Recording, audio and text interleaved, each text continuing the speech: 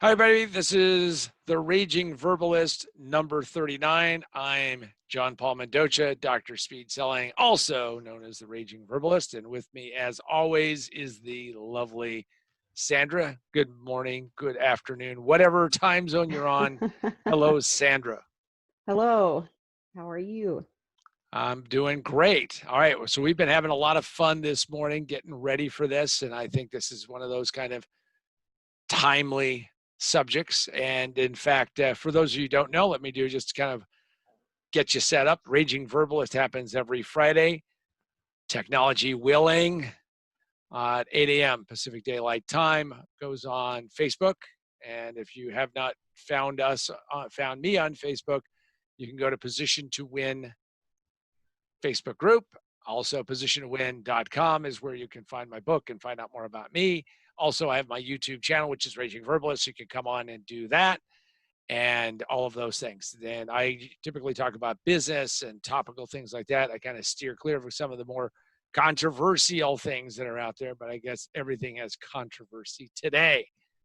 So today we're going to be talking about an interesting subject. And if for those of you who are just here for the first time, I pick a theme, pick a topic, and then Sandra acts as the questioner from the audience. Also, if you want to send questions to us, topic ideas, want me to talk about something, go to the Facebook group and post, and Sandra will pick those up and we'll look at it. And if we think they suck, we'll throw them away. But if we like them, then we'll use them and take all the credit. Okay, so Sandra, what are we kicking off with today? Yeah, so with things as crazy as they are, what are you thinking this all looks like?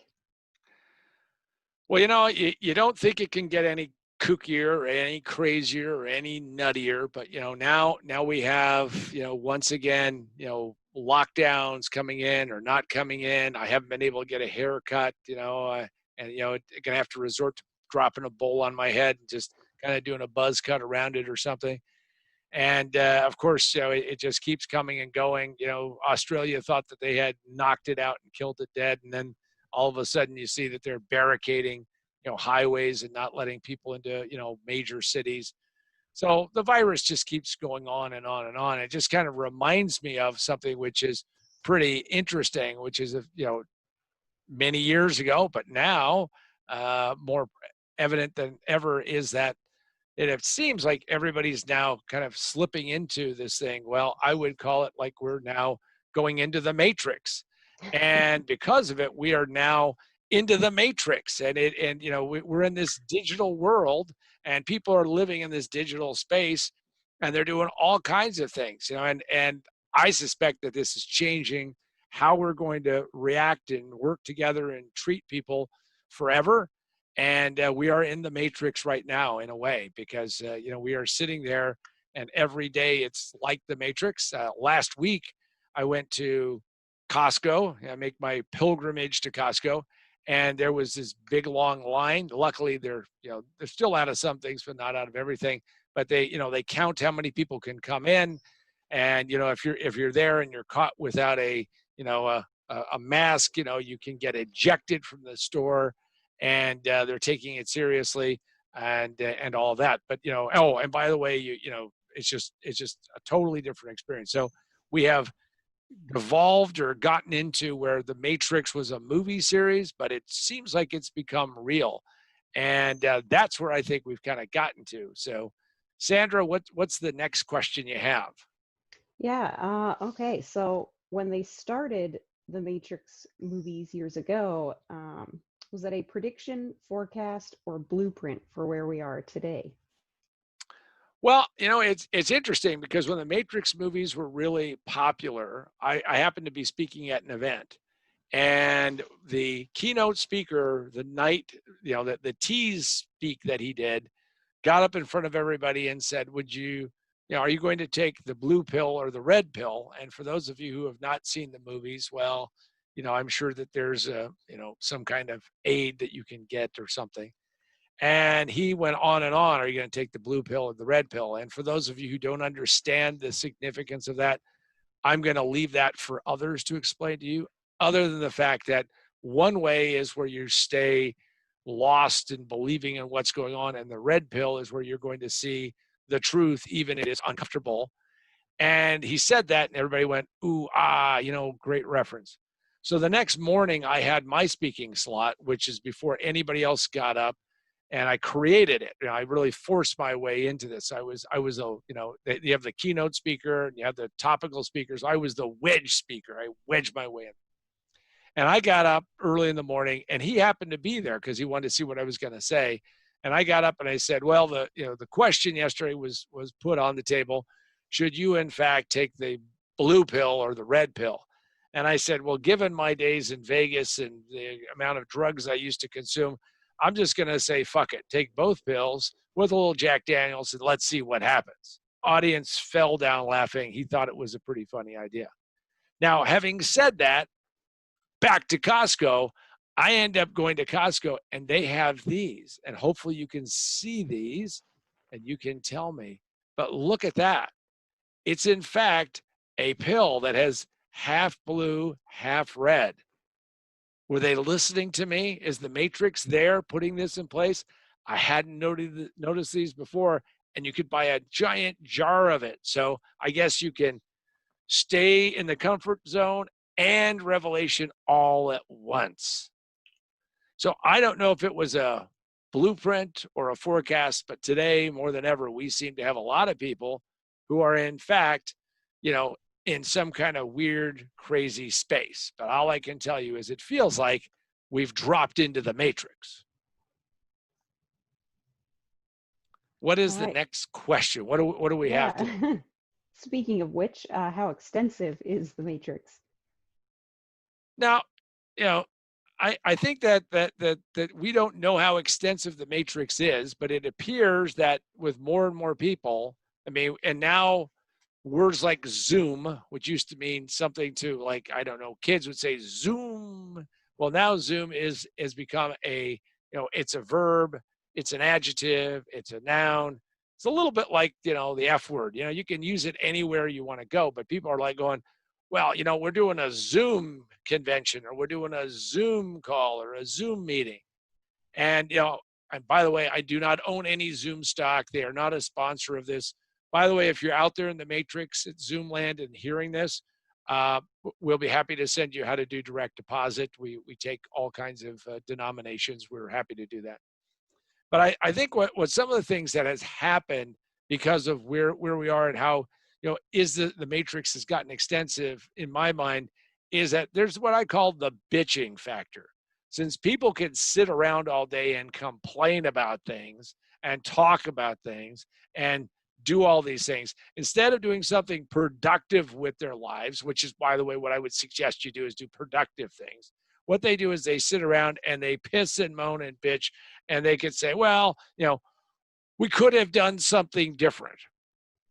I'm going to help you get out of this crazy mindset.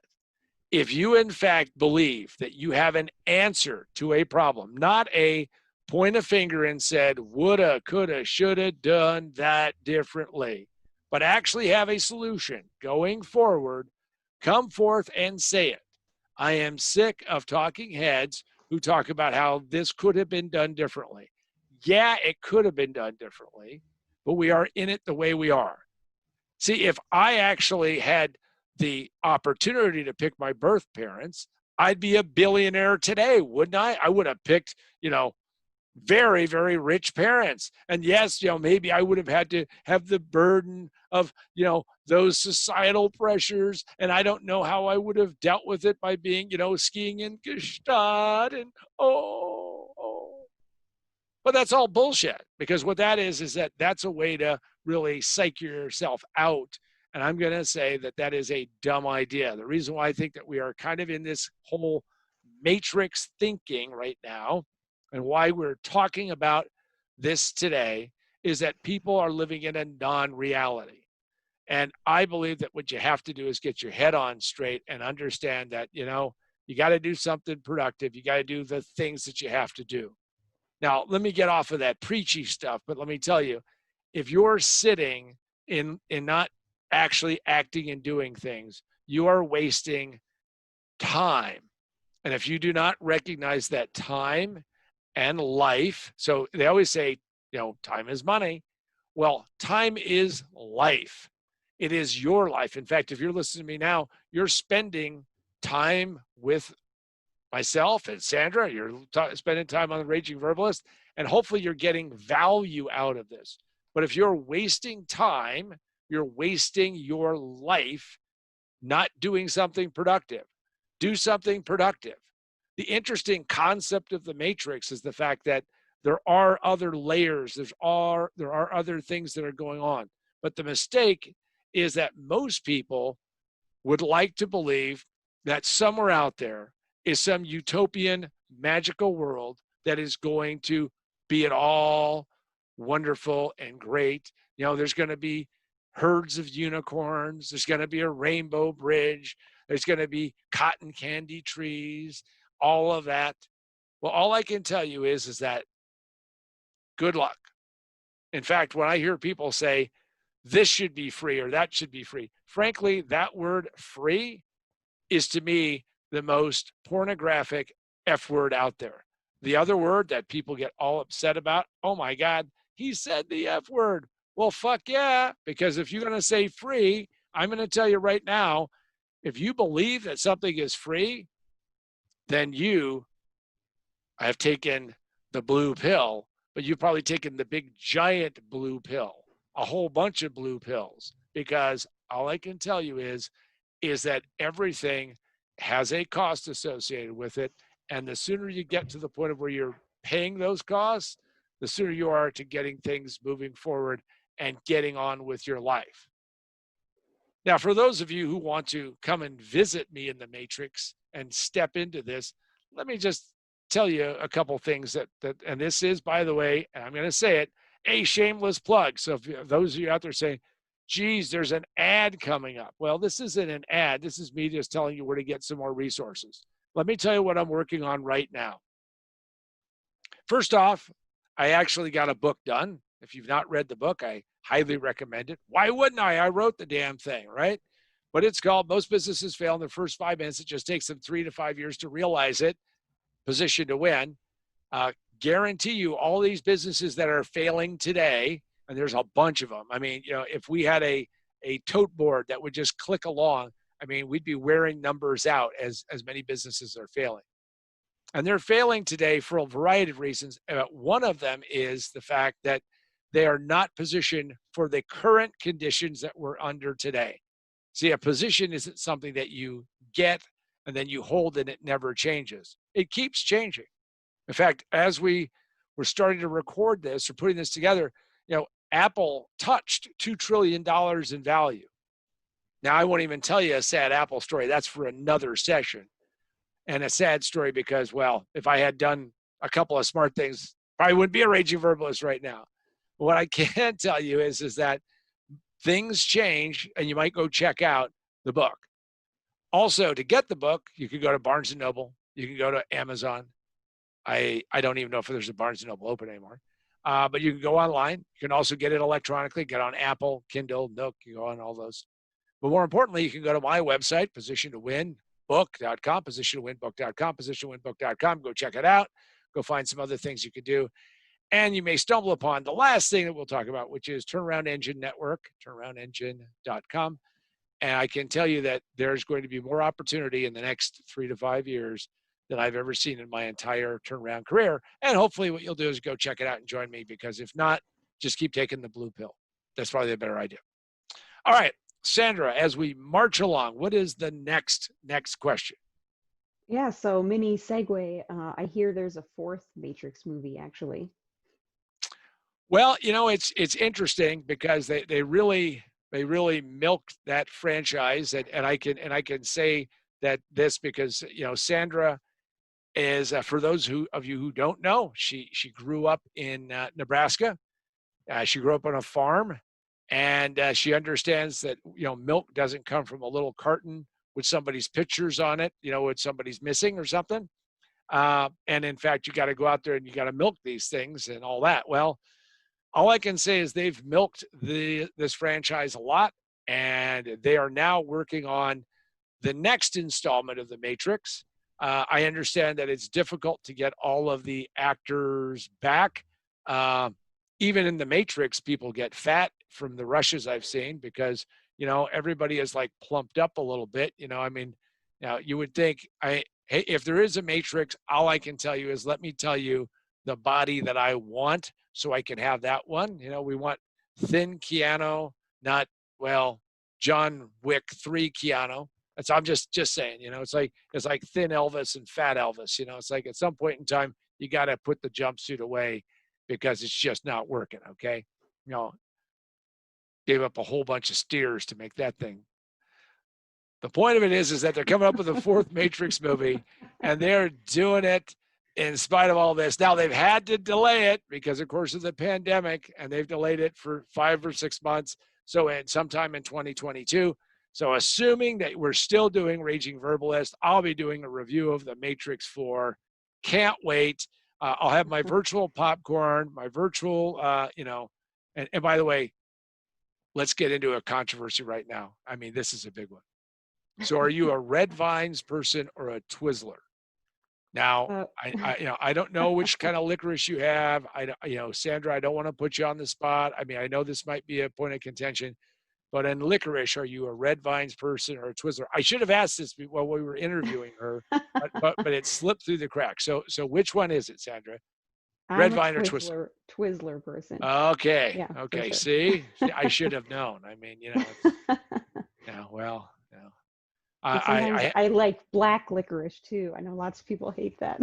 well, black licorice matters. So okay. So all I can say is so for you out there, I'll be probably doing the Red Vines. Sandra will have the Twizzler. Now, see, I've always believed that the Twizzler people do that because that way, if they're in the theater and there's a Red Vine person, goes, no, I'm not going to go and even ask for a piece of Twizzler. So again, I'm open-minded enough that I'll go either way. So I'm bi licorice in my taste, but so just kind of coming out for everybody. I'm bi licorice. So anyway, not BUI, by the way. It's just a little BI and a hyphen, just so for the slower crowd in all of that. So, yep, and they are coming out, and it says that they're supposed to be out April 1st, 2022. What an auspicious day to pick, April Fools. Of course, a Matrix movie on April Fool's Day. What could be better? All right, what's the next question that we have? So, what other things are out there? Well, we know the world is really coming to an apocalyptic end. We've got riots in the streets, we've got political unrest, we've got a pandemic. But really, the scariest thing that's out there is that there's going to be another Bill and Ted Excellent Adventure, and it's Bill and Ted Face the Music, and it is the third Bill and Ted,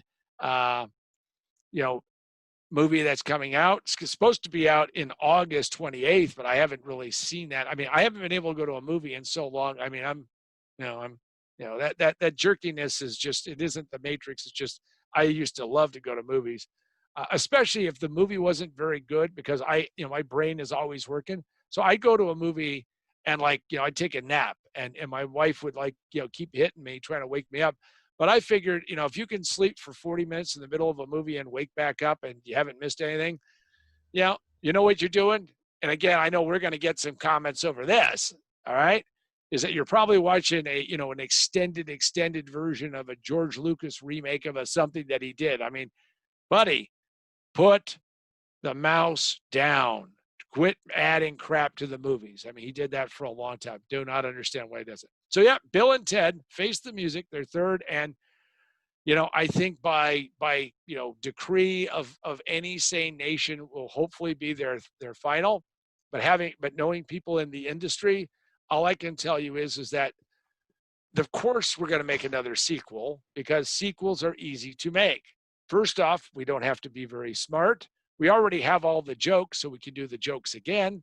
And people keep watching them and watching them and watching them. Now, because of the pandemic, we're all watching this stuff like crazy. In fact, I have to admit that I was watching on Netflix an Icelandic detective show. Now, I don't even know why people are in Iceland other than the Vikings rode there. And, they left some people and, Sven and Olaf and, their kinfolk got to the dock and said, where the hell are these guys? You mean they left us here? What is this? Anyway.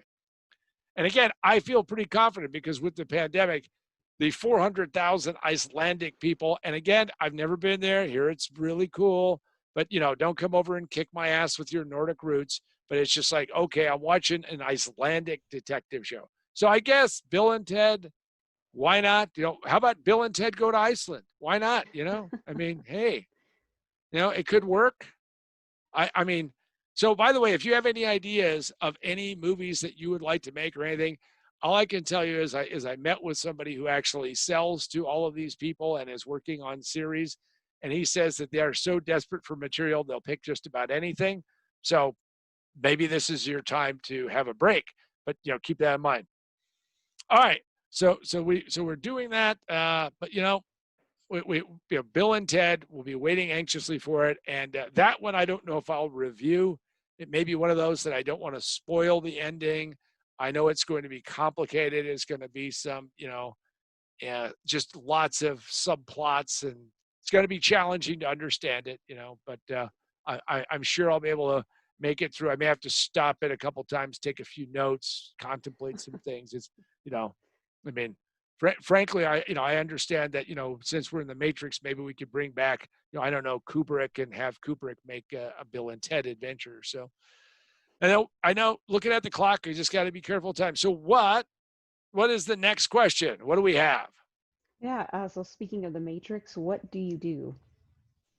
Well, I think that the thing that you do is using the blue and red pill concept. The red pill is where, even though it's unpleasant to face reality, that you take the red pill.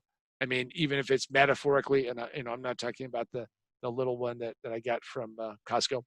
But what you do is you take the red pill, you take that dose of reality, and what you do is you make sure that you don't get lost in the matrix. Because if you get lost in the matrix, if you get lost in this make believe world, what will happen is you're probably going to wake up some point in time down the road, realize that you've expended months, weeks, maybe years of time and gotten nowhere. My prediction is that you're going to have a lot of people who are going to be kind of down and depressed because they couldn't do a lot of things, but they didn't find something else to do. So my suggestion is figure out the other things that you want to do. If there's something you always wanted to do, do it. If you wanted to write, and by the way, I would write this book if I could actually. I mean, it took me 30 years to write the first one and 17 days to write the second one, but I could write a book on excuses and delays and denial and all of that for not writing a book. I got 30 years worth of material.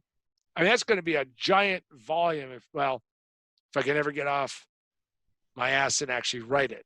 So what you need to do is get off your ass and go do something. You've always wanted to do something. Now's the perfect time. Technology is better than it's ever been. But the most important thing is what goes on inside your head. Make sure that you understand why you're doing something, do it on purpose, and get something meaningfully done. It's just so amazing when I talk to people, they're like, well, I don't have anything to do. Wow, there's so much to do, and you got to get to it and go do it. All right, what do we have time for? Like one more. So, Yeah, how do you prepare for digital doomsday? What do you do then?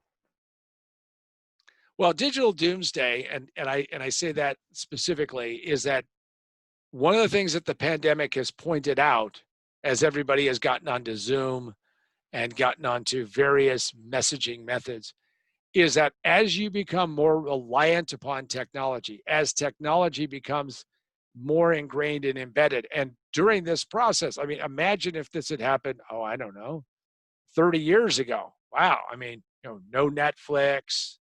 I know, wait a second. I mean, I already hear people getting a little bit nervous, looking up at the beam, thinking, well, if I put a rope over it, will it support my weight? How would I? Now, don't become suicidal. See, we're just spoiled because we have all this technology. But I can tell you right now that the technology that you really need to focus on is how to be effective no matter what. Because that technology may not work. And if it doesn't work, oh, quick story. I'm on a Southwest flight. That's when they were still flying planes. Still, they are still flying planes. It's just that there's 70% fewer flights. And I'm sitting on this flight, and we take off. And because of my status, I could get onto the Wi-Fi for free. So of course, as soon as the plane backed out, the Wi-Fi got live. I clicked into it, so you can do things. I mean, you could actually text from the plane. You could, they did block where you couldn't do like calls and stuff. And we get out to the runway, and the guy next to me goes, "Oh, something's wrong. Something's wrong." Well, we couldn't log in. Now, this is not an uncommon occurrence. Sometimes it would take a while. And we take off, and all of a sudden, just like, an emergency room, the buttons start going on, bing, bing, bing. And the flight attendant works their way down the aisle. Because again, you're only supposed to ring that. I mean, you can ring it when you're up in the air and ask stupid questions like, can I get another bag of pretzels or something? And people start going, what? There's no Wi-Fi. There's no Wi-Fi. And she walks back to the front of the plane, gets the intercom and says, "I hate to tell you, but the Wi-Fi is down on the plane and we won't have it for the entire flight." Now we're now at about 25,000 feet, climbing to 35,000 or 37,000 feet. And the guy sitting next to me, we got an empty seat between us, looks at me and goes, "Wow, this is the worst that can happen." Now, to me, I think that was an over dramatization, but that was a digital doomsday for him. To me, the worst thing that could happen is that engine sitting on that wing would catch fire, and we would fall out of the sky in this metal tube and make an impact and discover that gravity isn't just some kind of interesting law of physics, but in fact, a demise for all of us. So always remember that we're on this flight together, and you don't need to think about a digital doomsday if your Wi-Fi isn't working or something doesn't happen. By the way, I live in a place where the power goes on and off. I jokingly refer, and I mean this with no disrespect to the country of Argentina, but whenever the power goes out, because I live in the United States, supposedly a first world country, and in California, we're having rolling blackouts and we're having power issues. And that's because some idiots shut down power plants. And all I can tell you is, well, don't let a digital doomsday ruin your day. Go out there and do what you need to do. And with that, Sandra, any last words of wisdom from a person who has seen where milk comes from? I presume have you actually milked a cow yourself? No, because we didn't have a dairy farm, but we did have What? goat. We had goats that we milked, but it Oh, used yeah. to be a dairy farm. I've helped friends do their dairy chores, and so I have, but it was mechanical by that time. See, look at that. I know. I know how it all works. So and then it eventually ends up in the carton and the thing. So anyway, It does. so now we've corrected the record. So the matrix is back in balance. And all I can say is thank you, Sandra. Yep. I also want to Thanks say for thank having you me. for you out there. If you're watching me on Facebook, that's great, which is the position to win group. If you're on YouTube, hit subscribe, leave a comment, hit the little notification bell, which, all of this is supposed to help. Please, hopefully it will help. And tell us what you think about it. Anyway, this has been Raging Verbalist number 39. Go on to have a great rest of whatever you're going to do. And next time, we'll be coming to you from the Matrix.